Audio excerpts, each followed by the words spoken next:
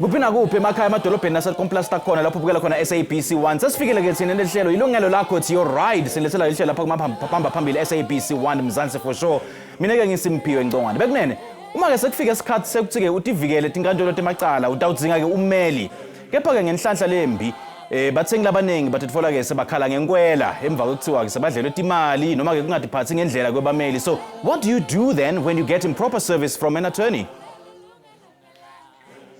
Well, the Office of the Legal Services Ombudsman is now here to come to your rescue. And today, we're joined by the Ombudsman himself, Judge Siraj Desai. Siphinda samukele ke namuhla simlefe lophethe ke lelinye office lapho ke ungakhala khona Illegal Practitioners Fidelity Fund. Yes, that's another very important office to contact for justice. Gentlemen, a very good afternoon and a warm welcome to the show.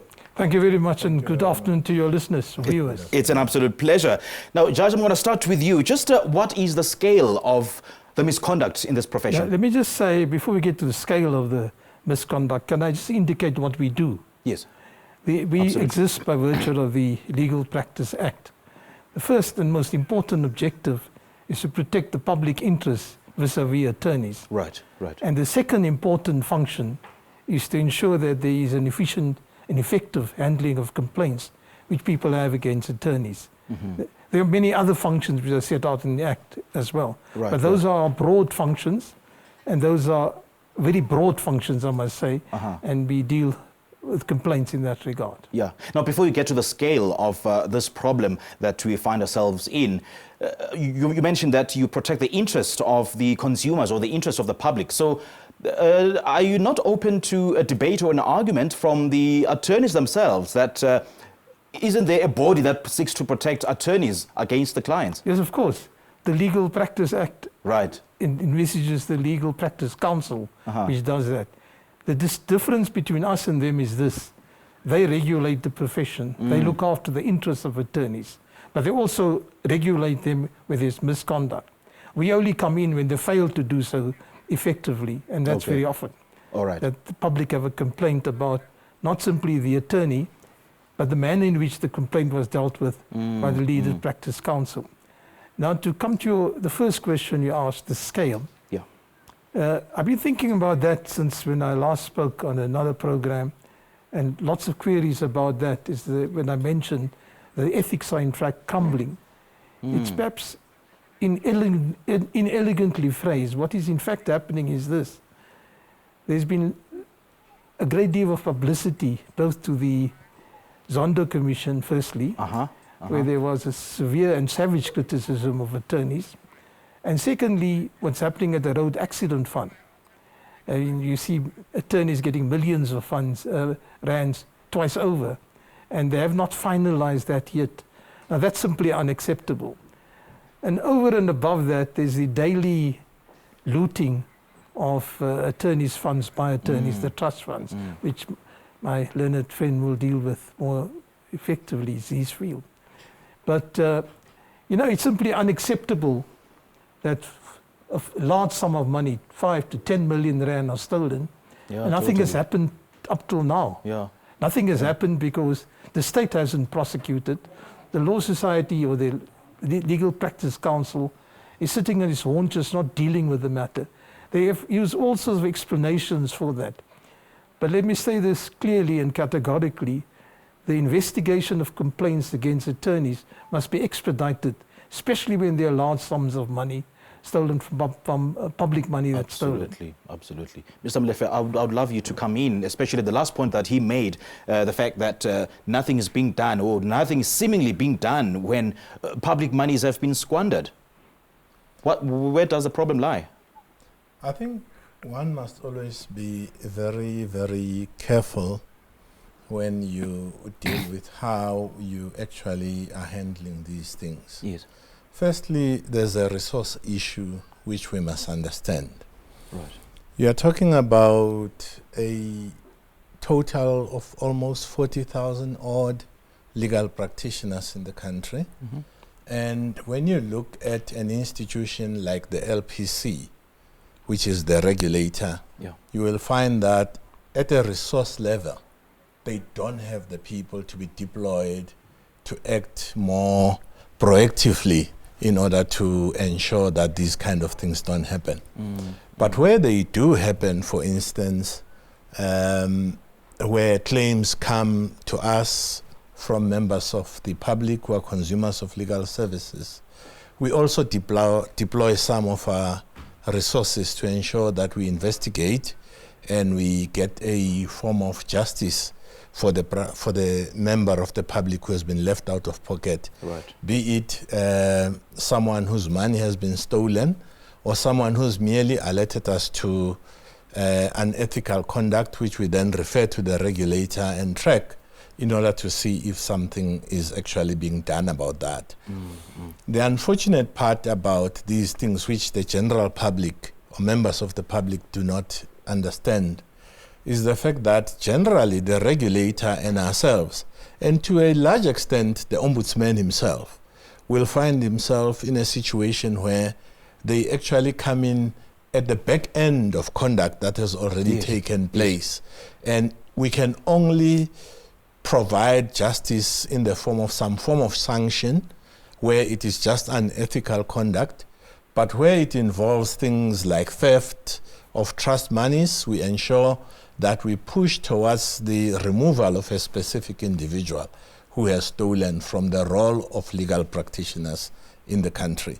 So it's going to be a joint effort. In fact, I'm more than chuffed at the fact that the Legal Ombuds Office is now up and running, because quite very frankly, if there's any individual office that is going to be the most powerful in the legal profession in terms of oversight, it is the Office of the Ombud, because it will, in terms of the Act, have oversight of all activities that emanate from the Legal Practice Act.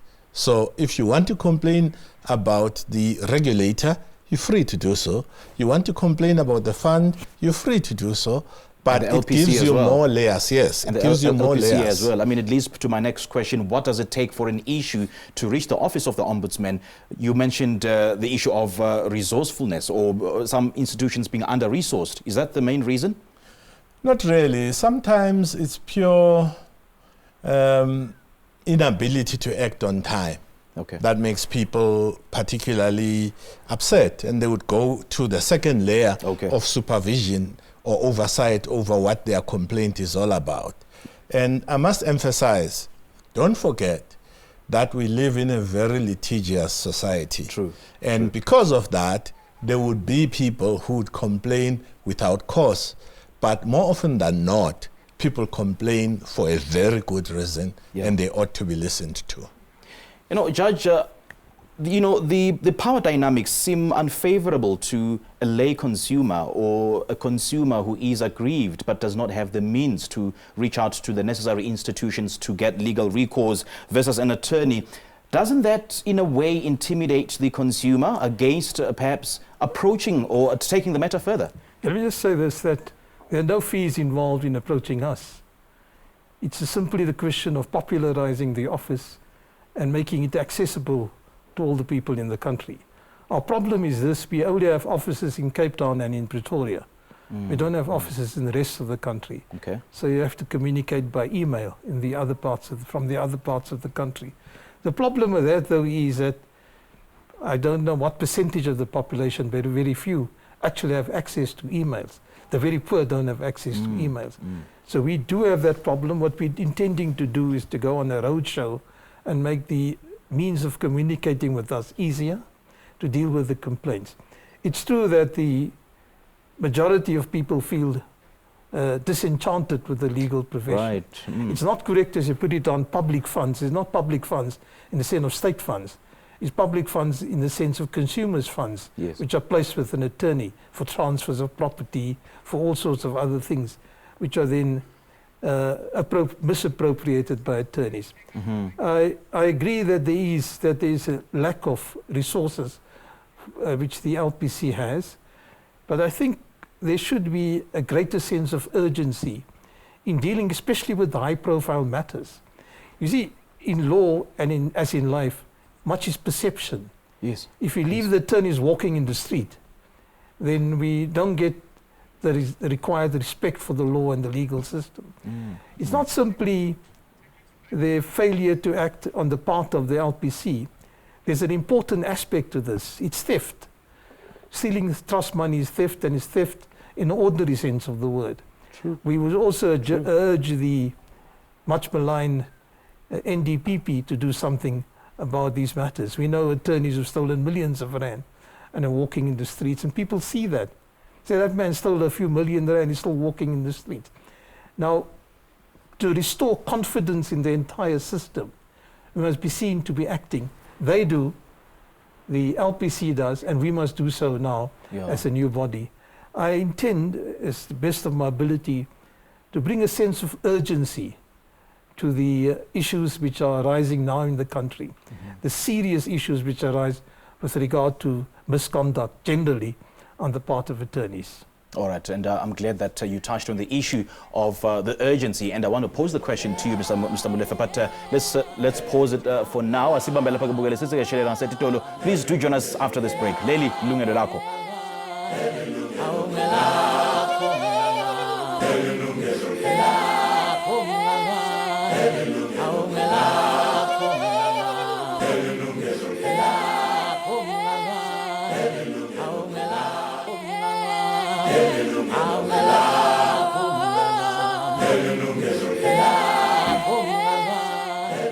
Sikomela futhi mbukele incingo tethu setivuliwe ukuthi nawe ungaba ingcenye enkulumo yethu namhla ungasishela icingo khona manje ku 0117140669 noma ke ku 0117140670. You can also email your thoughts to consumer@sabc.co.za. uphinde usifole futhi na ku Facebook. Namhla ke sikhuluma ke ngemkhonyovu lwendiwa ngilabanye ke bameli nabuthi khanza usenkingeni ekuthi umeli ukushayela esakeni kumele ukuthi wende njani nekuthi kumele ukhulume nabani. Namuhla ke sina Judge Desai kanye ke na Muhlatsi Molefe. Now Judge, just before we went to that break, you made a you made a point about your office trying to ramp up the urgency of solving some of the cases. So, I mean, can an affected party complain about delays surrounding a case? Yes, of course. The Act, our powers, essentially deal with to ensure that the complaints are dealt with effectively.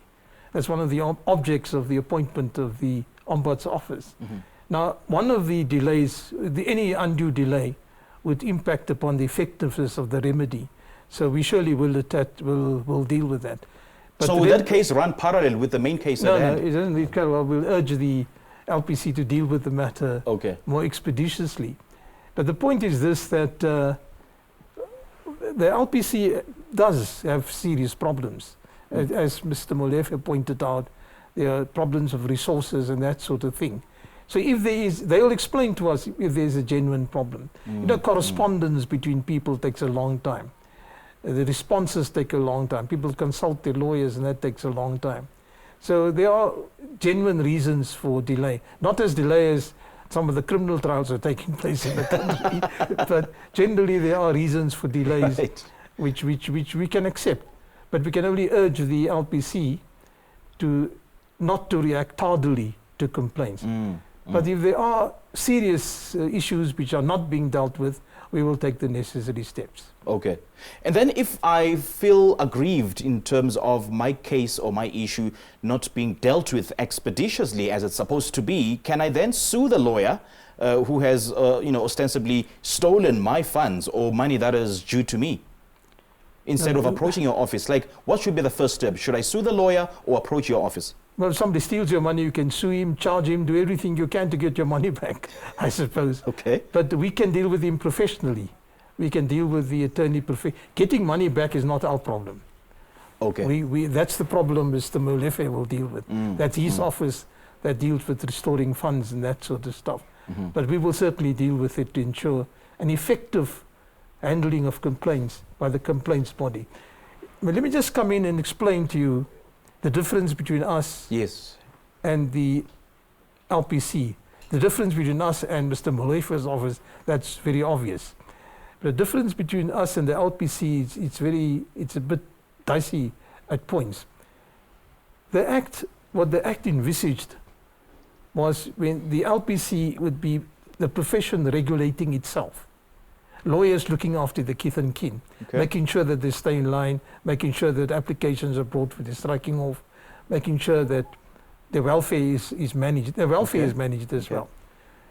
Whereas what the drafters of the Act envisaged, and I was there in its early stages, although much younger, what they envisaged was a democratization of the process, a democratic input into the process. So a lay person also has an input and his rights are protected. It's not simply lawyers protecting themselves, but the interests of lay people is protected. And not simply insofar as complaints are concerned, even in the appeals process, when a matter you're unhappy with the finding of the LPC and the matter goes on appeal. But then can you say that your office is the office of last instance? I don't know whether it's the last instance. You can go, the court is the office of last instance. You can always approach the court in these various forms for relief. If you don't get relief anywhere else, you go to the court. So ultimately, in all these instances, the High Court would be the... I mean, because there's no guarantee that I can get a favorable outcome from your office. I mean, there's no guarantee that you can rule in my favor. No, I certainly won't rule against you if you're on the side of right. And if you're certainly being prejudiced by what is happening. You see, it's not simply getting a right being established, but also protecting the image of the judiciary and the legal system as a whole that we are dealing with. Lawyers are essential to the proper functioning of the judicial system. They fail, the system fails. And we need to deal with that. It's an onerous task that we're facing. But let me just explain to you what I meant. The third point that I was going to make is when an appeal is lodged to an appellate tribunal of the LPC, a lawyer sits, an attorney and an advocate sit as the tribunal. But this Act introduces an innovation. It's nowhere else in the world like that. A lay person is the third person sitting as part of the tribunal. Now, and who appoints that lay person's panel? Me, the ombud. The ombud appoints a panel of lay people who then be appointed to this panel to hear complaints about attorneys. Now, that's an innovation. It's an important innovation, and it brings up, we hope it succeeds, because it's bringing democracy to a great extent, even in that process. It's a wonderful innovation for this country that we see. So, Mr. Zolefe's office is different. You deal with his office. Yes, please pick up on that in terms of, what are some of the differences between your office and his office, and are there any, overlaps in terms of the execution of your mandate? No, I wouldn't talk about overlaps in any form. We are also established in terms of the Act. Yes. But our primary purpose is to focus on reimbursing members of the public whose monies have been stolen by attorneys. That is effectively our primary mandate. But in that, obviously, in order to establish that there is theft of trust monies, we must investigate. And not only that, we also need to look at it against the law and precedent in case law, whether or not the claim that has been liaised against the fund is a valid claim. Now, if we decide it is valid, obviously, we will tell the claimant that your claim is valid, but before we pay it out, you have to follow a process of excursion, meaning you need to sue the party who stole your money or any other party who in law is supposed to be in the hawk in terms of repaying you if someone has stolen the money that belongs to a third party. A simple example, just to make it more clear. A few years ago, we had a claim that involved one of the big banks. I won't get into names. And the claim, when it came to us, had two problems. The first problem is we didn't actually believe it was valid. Secondly, we also knew that there is no bank that is walking around there doing business without insuring itself against theft that is committed by its employees. So we rejected the claim on the basis that you haven't shown us that you have actually gone to your insurer in order to make sure that the party whose money has been stolen, which you are, the bank, has actually settled that money. So the insurer is a party in law who, first and foremost, before the fund comes in, should have come into the picture. That is the issue. So basically, here. there is a possibility that you might throw out a case brought in by a complainant. Yes, we do. But so you said that your fund is the fund of last instance. resort. So if I'm aggrieved by your outcome, where do I go? You can go to the office of the Ombudsman. Okay. And you must remember it works both ways, as he pointed out. If we are unhappy with his decision, for instance, we might go to the courts to have that decision reviewed.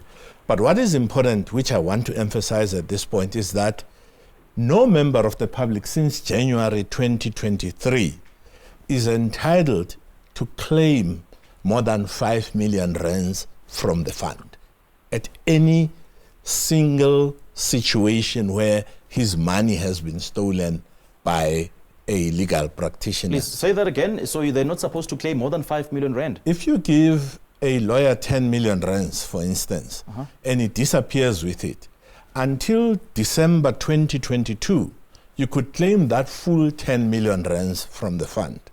But if you read Section 55 of the Act currently, it gives the minister the authority to determine to what extent we are liable for any single claim that is actually liaised against the fund.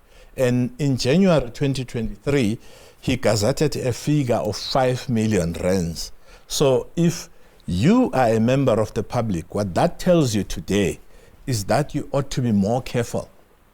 Okay. When you are going to purchase a house for 10 million rands, for instance, one of the primary questions when you pay over 10 million rands to an attorney is to ask him if he's got fidelity cover to ensure that when he disappears with your money, his insurer will be able to make up the difference between the 5 million you can claim from us and the 10 million that you paid to him. Okay. And this is a new development, which is why it's important for consumers of legal services to understand that our liability for claims is no longer open-ended.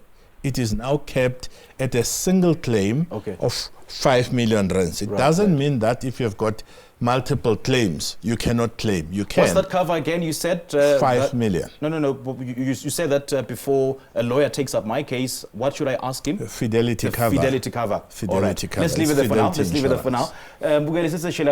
Please stay with us. Before you approach a lawyer, fidelity cover. So that you are covered. Yilungelo Lakho, we'll be back.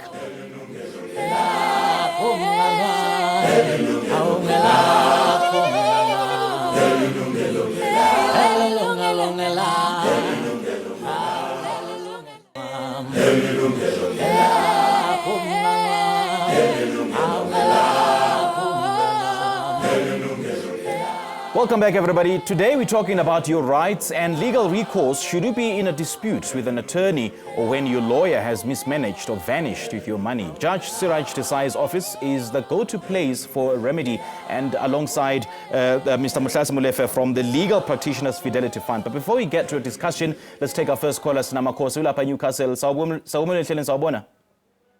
Yebo, sawubona. Siyaphila kunjani mama? Khuluma nathi, what's on your mind? Ngicela ukubuza lana, it's about ngicela ukubuza about abameli bakwa RAF. Ukuthi bona umthetho uthini ngabo, because ba drag ama cases abantu for years and years, and kusisikhathi kugcina vele kuphelele kanjalo nje. Ukhona yini umthetho obagayidayo ukuthi bawenze ngokusemthethweni ama-cases abantu bakwa-RAF? Because i-case engikhuluma ngayo njengamanje eka-2006 njengoba manje u-2023 solo ayikaka-resolve. Bathini labameli lanikhuluma nabo? And laba njalo nje uloku uyabathi hayi sisaqhubeka nekhesi kuze kube manje uthola ukuthi ayikazi resolve. Manje njengoba ngizwa ngikhuluma la ngithi ake ngizwe ukuthi bona mhlawumbe ukhona imithetho abaguidayo o bayazenzela nje ngendlela yabo bona. Okay, Makosi, that's actually a great question. Thank you so much for your time. Please tune in to SABC 1. So in a nutshell, Makosi is saying that is there a law that guides lawyers to speed up a particular case within a certain time frame? Or in a nutshell, is there a time frame that's specified by the law at which all cases should be handled? Dr. Msamlefe. Insofar as rough matters are concerned, I think there are a number of factors to consider. One, whether or not RAF on receiving a claim is willing to settle almost immediately. Mm-hmm. And generally that doesn't happen because the issue of quantum in the claim becomes in most cases a matter of dispute and generally ends up in the courts. The second issue is the court roles themselves. Mm-hmm. I was reading today, for instance, that RAF has asked attorneys to come through for negotiations for block settlements, right. Claimants' attorneys. And they were apparently queuing there the whole day yesterday into today. But one of the interesting observations I made was that people were talking about the fact that to place the matter on the roll currently, this is 2023, the matter is only going to be heard in 2025. So there are a number of issues that are involved in rough matters. But one of the things that are actually a red flag for me is the kind of thing Makosi is talking about from 2006 to 2023. That for me is not just a delay, it's a red flag. Yeah. And one of the things that I always advise people to do is just to pick up the telephone. RAF has got a number that is dedicated to claimants where they can just make a simple inquiry to find out whether in fact their claim was settled, because that for me is an unreasonable delay completely. All they need is their ID number and they might find out that in fact it was settled a long time ago and probably someone is rolling funds and actually avoiding telling them the truth. Okay. But the delays are sometimes out of the control of the attorneys, other than where the attorney themselves are actually negligent. All right, Judge Desai, and I suppose the issue there is the delay. And I mean, what could possibly cause such a delay? And is there a law that regulates lawyers to deal with it speedily? The RAF, the Road Accident Fund, regulates the time periods. So it should be dealt with within the prescribed time periods, unless there's litigation. All sorts. The problem with RAF, with due respect to my friend here, I suppose you did RAF work in your lifetime, is that the Road Accident Fund work is cluttered with ambulance chasers and a breed of attorneys who chase claimants or get people to chase claimants to make money. Now they're spreading out to hospitals. So the fund does face this problem, so does the state, with all the hospital claims coming up. But there is a law, both in regard to claims against the state with regard to hospital injuries, as far as the Road Accident Fund is complained, and regard matters dealing with the police. There are time limits in which to bring an action. If the matter is not dealt with timelessly, then the attorney is in default of his duty and he may be sued civilly. And the attorneys are generally covered for that sort of thing with the insurance indemnity. But so in this particular instance, Makosi says that she lodged the case since 2006, and the only response she gets is that the case is still ongoing, and it's not very clear. That will only be possible if it's a claim of a child, and claim hasn't matured, waiting for injuries to settle. But that's a long drawn-out process. It's a long shot. Okay. I think a case that's long, being stretched out for 15 years, which 15 in my mathematics correct, is unacceptable. Something is wrong there. Okay. She should actually pursue it. I just want to correct you in one respect. We're not the person of, you don't lodge a complaint first with us. You first go to the LPC. Okay. And if they don't deal with it effectively, then Ms. Makosi is entitled and at liberty to come to us to see what happened to her claim. Right, right. And also the simpler remedy, which Mr. Malefe suggested, would be simply to phone the RAF and find out what happened to the claim. Okay. Yeah. Mr. Malefe, your thoughts?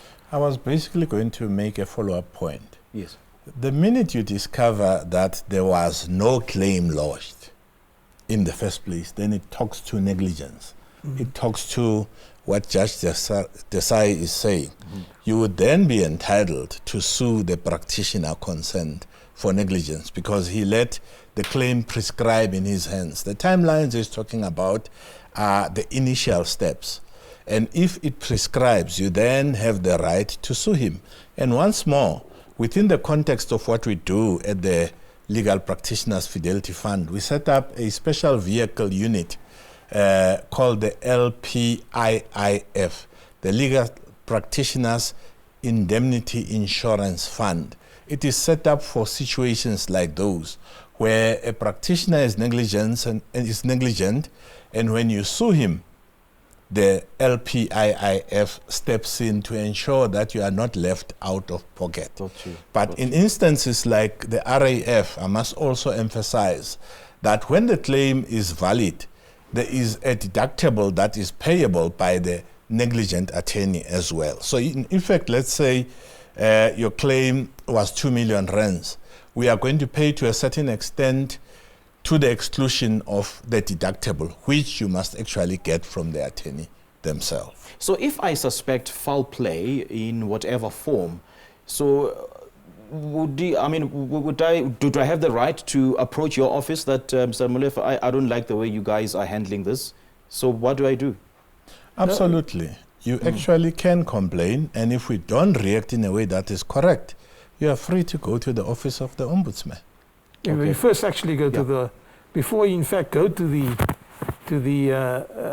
their office, you first go to the LPC.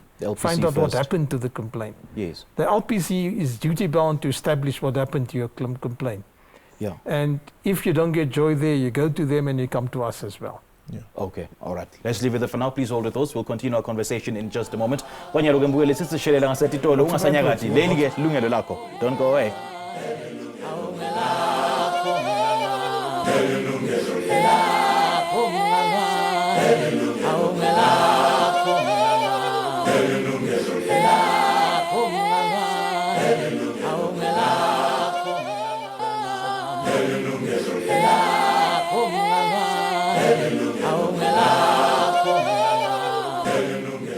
Welcome back everybody. Sakumula futhi ke mbukeli ungashayela licino khona manje ku 011-714-0669 noma ke 011-714-0670. These are participation lines. Call us right now uvakalisa umbono wakho. Ungasifumana futhi ne-email ku consumer@sabc.co.za noma futhi usifole ku Facebook. Let's take our next caller. Sinomile Nomisile. Sakumula ehleleni sawubona.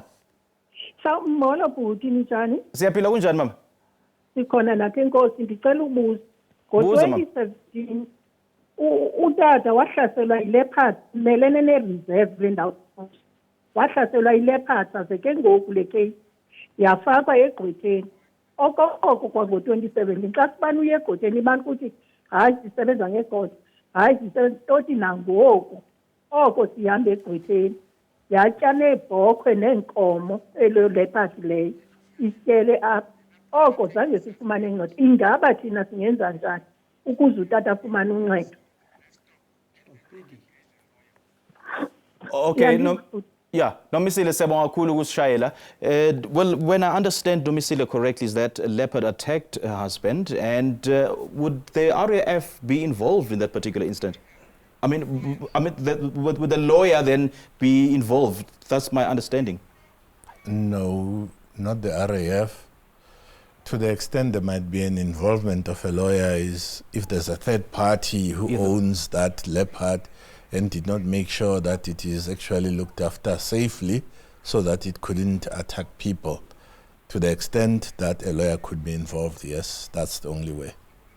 Okay. To sue for damages as a result of the attack, arising out of the attack, but purely because the other party, the owner, was negligent in safekeeping it. Okay. Was negligent, yes. Right. Then when it comes to the verification of the fund certificate, who bears the honors? Who bears the responsibility of verifying if a lawyer's certificate really is valid? Well, let me put it this way. We as the Fidelity Fund, have on our website the names of all practitioners who are expected in law to be in possession of a Fidelity Fund certificate. What is important with a Fidelity Fund certificate is the fact that you must always understand that it is valid for that particular year only. So if we're talking about a Fidelity Fund held by a practitioner, for instance, in this month of June 2023, we must understand that it was valid from the 1st of Jan 2023 up till the 31st of December 2023. What happens in between is that whilst he might be a holder of a Fidelity Fund certificate, he could either be suspended or struck off or interdicted from practicing. During that time, there is an obligation on the LPC, and it is in the Act, to actually publish whatever disciplinary action it took against the practitioner concerned on its website and the sanction concerned. So if it's a sanction that relates to suspension or being interdicted or being struck off the roll, clearly they must actually indicate that the individual concerned does not hold a Fidelity Fund certificate that is valid anymore.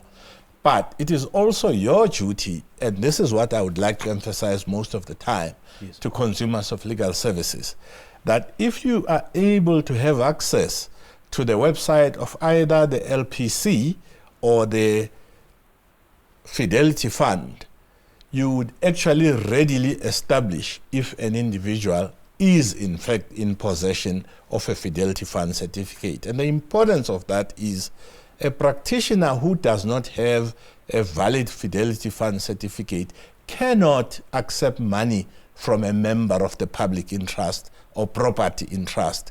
So if you do that, well knowing that he is not in possession of a Fidelity Fund certificate, the Act is clear. We are entitled to exclude any claim that you might lay against the Fidelity Fund. So if I approach the lawyer and then I ask for that Fidelity Fund certificate and I find that he does have it and it's still valid, but then it expires in the middle of the case. How do you know it's still valid? Yeah, that is not your problem per se. Okay. Insofar as I know in practice, a man in your position who does that has taken the basic steps to ensure that he is actually properly covered. It is the regulator and the fund who have a responsibility to ensure that you as a member of the public know that. There has been reticence, for instance, in the past around the question of naming and shaming. If, for instance, you look at the Old Estates Agents Board, I know they are called something different these days. PPRA. Yeah. What they would do is publish names of people who are no longer in good standing. The same with the Financial Services Conduct Authority. They publish names week in, week out of people who are not in good standing because they want to warn the public against those people and having to use their services. And I think that is where the legal profession has been basically lagging behind. There is nothing wrong with naming and shaming those amongst us who are miscreants, who steal from the public. And I think it ought to be done. All right. Is the Office of the Ombudsman Judge also holding the same position? Yes, absolutely. But the issue that you raise with regard to Fidelity Fund certificates, the easiest way obviously is, as you suggest, to go to the LPC. LPC has a record. It's the modern computer age. They will have a record of every practicing attorney. So the problem though is complicated nowadays by the advocates who are around, who are neither attorneys nor advocates practicing at the bar. And they don't have Fidelity Fund certificates either. And they purport to be lawyers. They can appear in courts. And one must be careful in dealing with them with regard to matters where you hand over money. I think that's also caused, in any instance where a layperson is uncertain whether that person is in fact a qualified attorney to accept money, they should check with the LPC. Right, absolutely. All right, please hold your thought. We'll take a break. Let's take our final ad break. Please don't go away. We'll be back after this.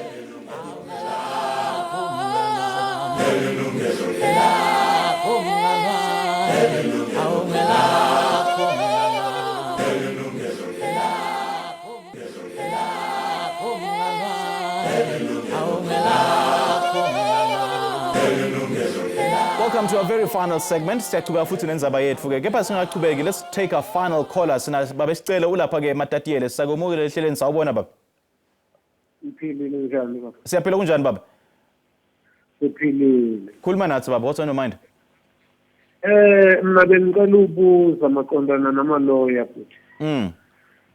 Umntwana wami walimala ngemoto 2014, safaka i-claim 2015. Hayi yaqhubeka i-case, wenzela udlule kuzo zonke abodoktar bakhona, kodwa still akabonakali into eyenzakalayo, kuthiwa silinde court. So athini lama lawyer nanitfola i-feedback kubo? Bathi silinde court. Nilinze i-call from kaRaf? Yebo, From bona? Okay. Sisalinde lo court leyo, andazi yazobe i-court until when. Okay. Baba siyabonga kakhulu ukusishayela. And I suppose it's the same case that that's been afflicted by so many consumers, the RAF issue. He's basically saying that he's lodged a case with the RAF since 2016, and all the feedback that he gets is that he should expect a call. And it's very detrimental to so many people, especially patients. Did he have an attorney? Yes, through an attorney. He lodged it through an attorney. And, some people, they go through a disability of some sort and they need some sort of financial backing. So when it comes to that, who then bears the onus of taking care of those legal or the medical issues while waiting for the RAF payout? I'd love both of you to take care of that. You know, the medical and RAF, the lawyers who do that sort of work do it on spec. They have a panel of attorneys whom they pay at the end of the matter. In my young days, they did that. I think they still do that.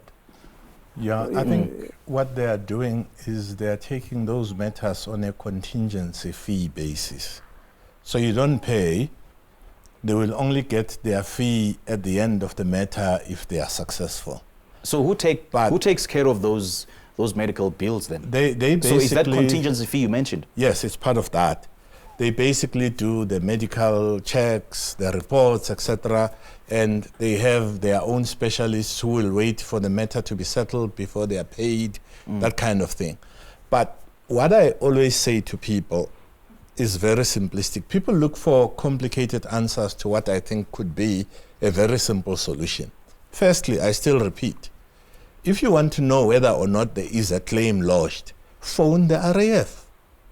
The RAF will tell you there is a claim lodged and it is ongoing or it has been settled. That's the first thing. The second thing is, if you go to a practitioner, a legal practitioner you have instructed, you must please understand that the relationship between you and the practitioner is one of agency. You are the principal, he is your agent. So whatever is contained in the file, you are entitled to see. So why not ask? When a man keeps on saying to you, wait for the court, in order to satisfy yourself, you can go through the file and actually understand that in fact the matter is before court and this is what is missing now. You follow? Okay. Instead of going the whole hog of running to the LPC and to the ombud or to our office before you have got rudimentary information about what is going on with your case. I think it's very important for people to understand that the file is theirs. It is their right to know what is going on in the file. Okay. And it is also important to check with the RAF, if it's RAF, there's nothing that stops you from calling to understand how far is this claim? Is there a claim and indeed? bypassing my lawyer? Yes. Okay. There's nothing wrong with that. Right. I was going to add to that. I'm listening to people putting queries from the public. They seem to be largely to do with RAF. And that gives rise to concern because RAF deals with a lot of money. I mean, the claimants and attorneys deal with large sums of money. And one suspects that there are two levels that the thing fails, the system fails. One is that the attorneys are incompetent and simply miss the dates to file the reports. But more importantly, there is a large sector involved with this dishonesty involved. And I think for the protection of the public, if your claim has not been settled in a few years, to immediately approach the LPC to find out to find out what the progress in your claim is. I think the public must safeguard itself against the so-called third-party lawyer. Third-party lawyers chase customers. Third-party lawyers try to settle matters in their own interest at times. I'm not saying they all do, some good people do that as well. But we must protect the public. The minute they see any, and I appeal to all members of the public who are listening in, if your claim has been long outstanding, first thing you do is go to the LPC, let them ascertain how far your claim is. Okay, so what should I do then in the case where I'm awaiting a payout and then I've been in an accident and I've lost my livelihood? I mean, some money needs to get me going. Yeah. So what should I do? Well, that depends on what happened to your claim. Well, so if the claim is still ongoing, I mean, according to the feedback I'm getting from a lawyer. There are short-term payments, aren't there, Mr. Molefe? They do that, but you ought to be careful about that because they give it to you as some form of loan. So it is a loan. That's what they will recover. So they'll then deduct from the payout. Which they will then. But be careful about conduct like that. There is nothing in law that obliges them to give you any form of advance on a claim that they've lodged on your behalf. Okay, so it's just a We favor. have seen instances where lawyers steal RAF money, and when they are taken up by the regulator, they say, the client borrowed the money from me. Okay. You follow? So it's a scenario which I personally find I should actually frown upon. No, but the Act also makes provision for short-term payments, doesn't it? Not insofar as I'm Okay, aware. gentlemen, unfortunately we're out of time, but Mr. Molefe and Judge Desai, great chatting to you. Thank you so much for joining us. Thank you very much, and thank you for very allowing much. me to share this moment with my good friend, Mr. Molefe. Absolutely, absolutely. Thank you. Well, let me thank our guests for making time to be with us this afternoon. Please do join us again next time for yet another consumer affairs discussion. Lagu SABC 1 Mzansi for sure. Siyatfolakala futhi naku SABC Plus. From me, Simpio and Gowan and the rest of the team, and do have a great week ahead. Cheers.